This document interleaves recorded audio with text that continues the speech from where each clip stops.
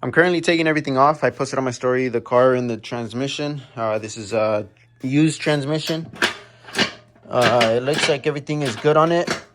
I won't be able to tell till I throw it on. But the car's on jack stands already. I already took off the white pipe, the intake piping that is in the way. Got the drive shaft off. Right now I took off the manifold so I could get to the back two bolts, make it easier. But as you guys can see, I have a coolant swirl pot. This one right here. So I don't need it. I'm gonna take it off right now and then block off those. Well, that one and then the one on the bleeder valve. So I just gotta block those. Blocking them off with these. I just put a screw and cut off the hose. It's not the right way, but it works. This is the way I've done them to my cars.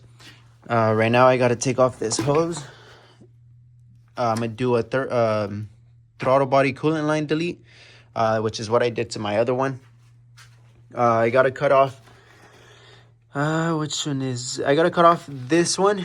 The top one I'm gonna leave because that's the vacuum line, but the bottom one is the coolant line to the throttle bodies. I just gotta cut it right here, and then whenever I throw it on the manifold, it'll stay on the manifold, and I'll just have to remove the intakes, the intake couplers, and I can remove the 12s and the vacuum line, and then just basically pull off the manifold with the throttle bodies without having to remove these 4 bolts that go to the manifold. It's not hard, it's easy, especially if you have the right tools, which in my case, I'm missing my 3/8, so I had to use my 1/4. But it's really simple. I mean, it's quick, but nothing like the other one where I just remove the 12mm bolts that hold it down and then the vacuum line and it all pops off. So that's one thing I'm gonna do to this one. Just blocking off this line.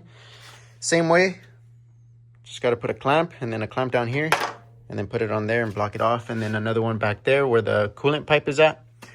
And it'll delete the coolant lines for the throttle bodies. It'll make it a lot neater. All these hoses got to go. Maybe I'll trim my fuel line. So I already blocked off this coolant port right here. This is the one that goes to the throttle bodies. Now I just have to block off this one right here that goes behind this coolant pipe. That one right there. I already have it on that side, the block off port thing. This one I just have to cut. I'll cut it with the grinder right now. I have to cut it right there. And then this one I have to cut it right here. So it's going to leave this top hard line right here. And then I'm going to remove these two down here. So it's just going to be the vacuum line that goes connected to the manifolds. These go connected to the manifold. So I don't have to disconnect these. Whenever I remove the manifold, it just comes straight off with it. I just have to remove this one right here, but you don't need any pliers. You can remove it with your fingers. And then I'd be able to remove the manifold with those lines and the throttle bodies together. Just have to disconnect the harness and this line right here. But I already got this one off as well. This one had the GK Tech fitting for my swirl pot. Just gonna get everything ready and then probably clean the injectors and then start working on removing the bolts for the transmission and then getting this one in there. I already got the back one blocked off. As you can see, I already cut these lines off, so I don't need these. These are for the throttle bodies, and then that one goes to the back one, the one I just blocked off.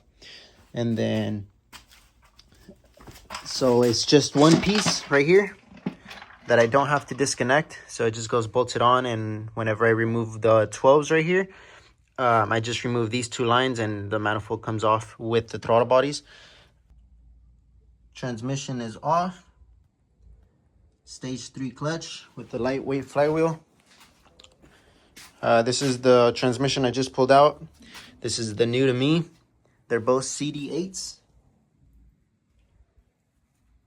CD8 number 1. They're the exact same thing. I just got to switch out the bracket, the transmission mount. And then remove this one.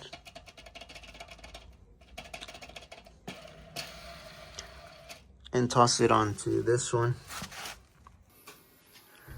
I went ahead and pulled off the injectors. They're currently getting cleaned. got the fuel rails. I already got the transmission in, bolted up and everything. I just need to install the white pipe and the intake piping. That one, those two pieces, and the white pipe. Drive shaft is on. Injectors are currently getting cleaned. These are 1700 cc's.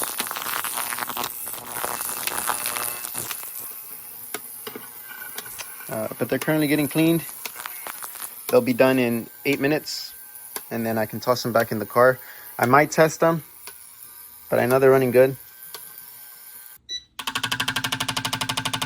That's idling.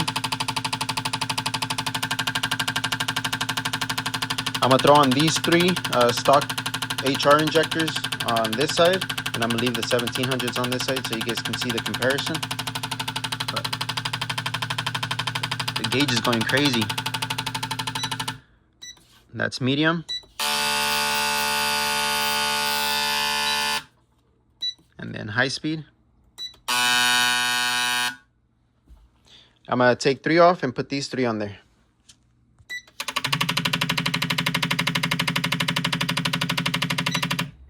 Now let's see what this done.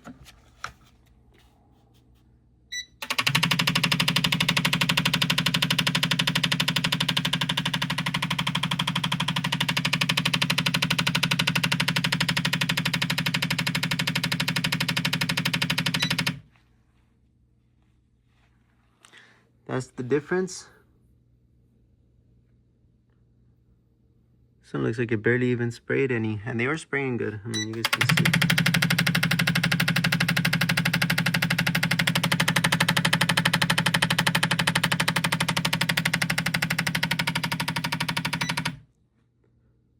Crazy difference. Transmission is in. That's the old one. Now I have 2 6-speed, well, 5-speed transmissions because they're missing 6. I did the coolant line delete, plugged everything up. Makes it much easier to service it whenever I have to clean the injectors. I didn't end up trimming this one just because I didn't want to have a fuel leak, which I don't think so. I've done this before and never had issues, but I didn't want to do the extra cutting and fitting. It works fine. Everything down here is already installed. White pipe, intake piping, transmission's all bolted up. The only thing left is just to fill it up with coolant. It's already filled up. Just need to bleed it. And then bleed the clutch fluid, and then test out the transmission, see how it runs.